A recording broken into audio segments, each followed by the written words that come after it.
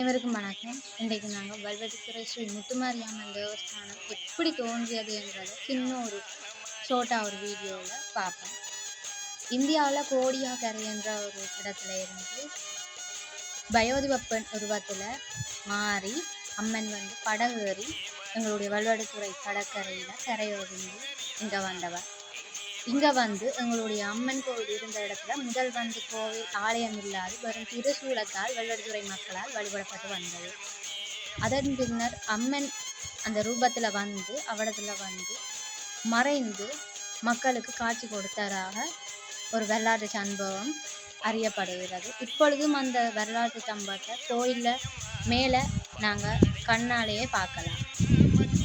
அதற்கு பிறகுதான் ஆலயம் புனரமைக்கப்பட்டு இப்பொழுது ஒரு பெரிய ஒரு புகழ்மிக்க ஆலயமாக வல்வெட்டித்துறை மக்களால் வழிபடப்பட்டு வருகிறது. அவ்வாலய மகோற்சவம், அதாவது கடைசி நாள் இந்திர விழா எல்லாம் எப்படி பிரம்மாண்டமாக தீர்த்தோற்சவம் நடைபெறுவது உங்கள் எல்லாருக்குமே ஏற்கனவே தெரிந்த ஒரு விடயம்.